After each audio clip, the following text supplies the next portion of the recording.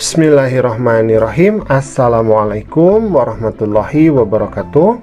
Pada kesempatan kali ini kita akan belajar di kelas 8 bab yang pertama, yaitu materi meyakini kitab-kitab Allah, mencintai Al-Quran. Adapun submateri yang akan kita bahas adalah pengertian iman kepada kitab-kitab Allah Subhanahu wa Ta'ala. Sebelumnya mari kita berdoa terlebih dahulu.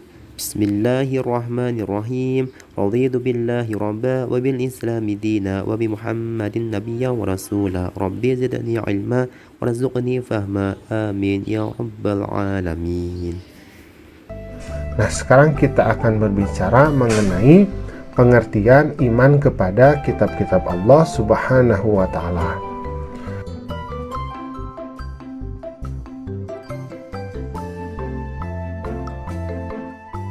Nah, iman kepada kitab Allah ini berarti kita percaya dan yakin dengan sepenuh hati bahwa Allah Subhanahu wa Ta'ala telah menurunkan kitab-kitabnya kepada para rasulnya. Jadi bukan hanya kita percaya kepada Al-Quran saja, tetapi kita percaya bahwa sebelum Al-Quran pun Allah telah mengirimkan para rasulnya yang membawa beberapa kitab sebelumnya. A'udzubillahi minasyaitonirrajim. Yahdi bihillahu manittaba'a ridwanahu subulus salami wa yukhrijuhum minaz zulumati ilan nuri bi'idnihi wa yahdihim ila siratim mustaqim. Yang artinya, dengan kitab itulah Allah memberi petunjuk kepada orang yang mengikuti keridhoannya ke jalan keselamatan.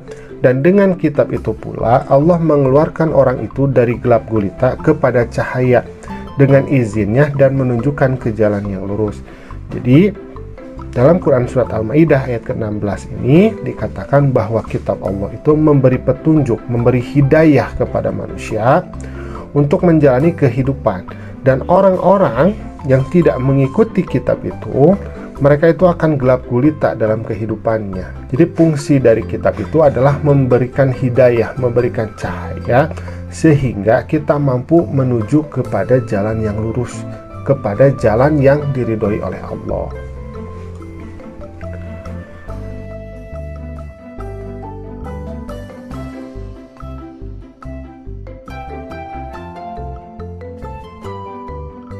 Nah, selain kitab, Allah juga menurunkan suhuf. Nah, suhuf ini adalah lembaran-lembaran wahyu Allah. Jadi bukan hanya kitab, Allah juga mengirimkan suhuf-suhuf. Nah,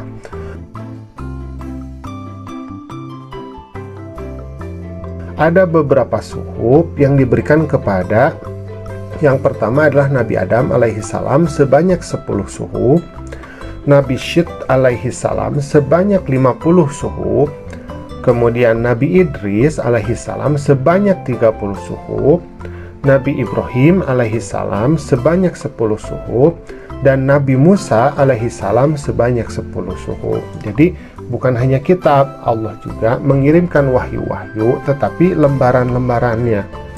Nah, ini diberikan kepada beberapa nabi ya. Ada Nabi Adam, ada Nabi Syit, Nabi Idris, Nabi Ibrahim, dan Nabi Musa.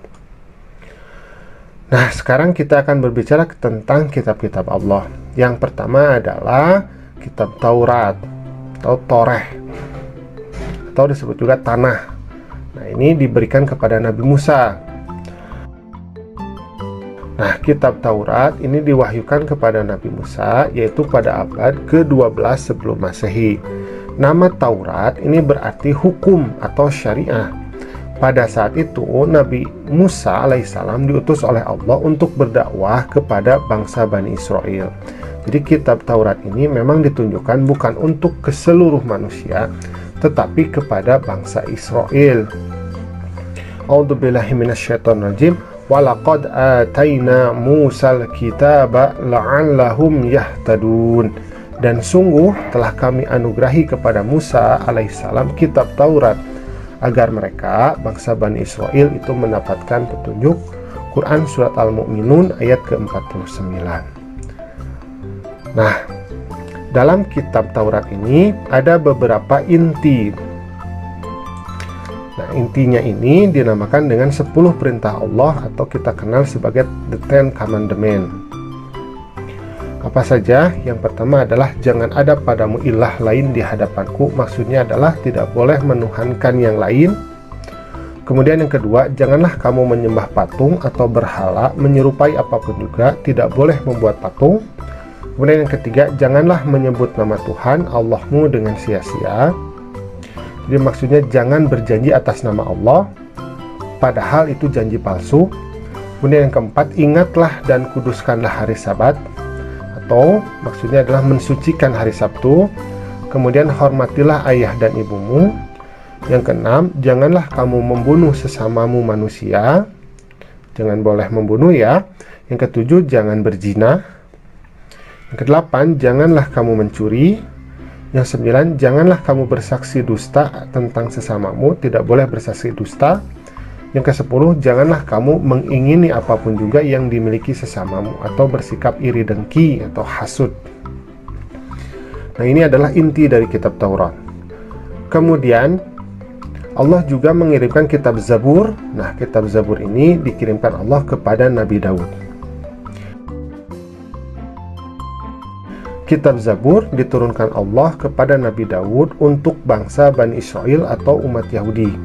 Kitab ini diturunkan pada abad 10 sebelum Masehi di daerah Yerusalem. Adapun kitab ini ditulis dengan bahasa Kipti atau bahasa yang dipergunakan oleh orang-orang Mesir. A'udzubillahi minasyaitonirrajim. Wa rabbuka a'lamu biman fis samawati wal ard. Walaqad faddalna ba'dhan nabiyyina 'ala ba'dhin wa atayna Dawuda zabura. Yang artinya, dan Tuhanmu lebih mengetahui siapa yang di langit dan di bumi, dan sungguh kami telah memberikan kelebihan kepada sebagian nabi-nabi atas sebagian yang lain, dan kami berikan Zabur kepada Nabi Daud. Jadi dalam Quran surat Al-Isra ayat ke-55 ini dikatakan bahwa Allah telah memberikan suatu kitab yang namanya adalah kitab Zabur. Kemudian yang ketiga adalah kitab Injil. Nah, kitab Injil ini diturunkan oleh Allah kepada Nabi Isa alaihi salam. Kitab Injil diturunkan kepada Nabi Isa pada permulaan abad ke-1 Masehi. Kitab Injil ini diwahyukan di daerah Yerusalem. Kitab ini ditulis pada awalnya dengan menggunakan bahasa Suryani. A'udzubillahi minasyaitonirrajim. Qala inni abdullah ataniyal kitaba wa ja'alani nabiyya. Artinya, dia, Nabi Isa itu berkata, sesungguhnya aku hamba Allah. Dia memberiku kitab Injil dan dia menjadikan aku seorang nabi. Jadi di dalam Quran surat Maryam ayat ke-30 ini Nabi Isa berkata bahwa beliau adalah hamba Allah dan seorang nabi atau utusan Allah, dan yang diberikan oleh Allah itu kitab Injil. Nah, ada beberapa inti dari kitab Injil. Jadi yang pertama adalah perintah untuk kembali mengesahkan Allah. Diperintah untuk mengesahkan Allah karena bangsa Bani Israel ini ada penyelewengan terhadap agama Yahudi yang dibawa oleh Nabi Musa. Mereka menuhankan sesuatu yang lain. Salah satunya adalah Samiri yang membuat patung anak sapi kemudian disembah oleh mereka. Kemudian yang kedua adalah membenarkan keberadaan kitab Taurat. Jadi Nabi Isa itu menggenapkan, menyempurnakan apa yang telah dibawakan oleh kitab Taurat, bukan menghapuskannya saja. Kemudian yang ketiga, menghapus beberapa hukum dalam kitab Taurat yang tidak lagi sesuai dengan perkembangan zaman. Nah, memang ada beberapa hukum dari kitab Taurat itu yang dihapuskan melalui kitab Injil, tetapi tidak semuanya. Kemudian yang keempat, menjelaskan bahwa kelak akan datang kembali Rasul setelah Nabi Isa, yaitu Nabi Muhammad SAW. Nah, di samping ada di kitab Injil, penjelasan ini juga terdapat dalam kitab Taurat. Jadi kedatangan Nabi Muhammad sebagai Nabi akhir zaman ini sudah tertulis baik di dalam kitab Injil maupun di dalam kitab Taurat. Nah, kemudian yang terakhir adalah Al-Quran yang diturunkan kepada Nabi Muhammad. Kitab Al-Quran ini merupakan kitab yang diturunkan oleh Allah Subhanahu wa Ta'ala kepada Nabi dan Rasul yang terakhir, yaitu Nabi Muhammad SAW. Kitab suci Al-Quran diturunkan Allah sebagai penyempurna dan membenarkan kitab-kitab sebelumnya. A'udzubillahi minasyaitonirrajim. Nazzala 'alaikal kitaba bil haqqi musaddiqan lima baina yadayhi wa anzala taurata wal injil. Artinya, dia menurunkan kitab Al-Quran kepadamu, maksudnya kepada Nabi Muhammad, yang mengandung kebenaran, membenarkan kitab-kitab sebelumnya, dan menurunkan Taurat dan Injil. Nah, karena Al-Quran ini merupakan kitab yang terakhir, maka fungsi Al-Quran itu adalah dia menggenapkan, menyempurnakan apa-apa atau hukum-hukum yang telah dibawa dalam kitab Taurat, dalam kitab Zabur, maupun kitab Injil. Karena ini adalah kitab terakhir pula, maka kitab Al-Quran ini terjaga keasliannya. Kitab Al-Quran tidak mungkin diselewengkan karena kitab Al-Quran itu selalu ditulis dalam bahasa Arab, yang pertama, dan yang kedua dihafalkan oleh jutaan manusia, sehingga ketika terjadi ada orang yang mau merubah Al-Quran, itu dengan sangat mudah dapat diketahui.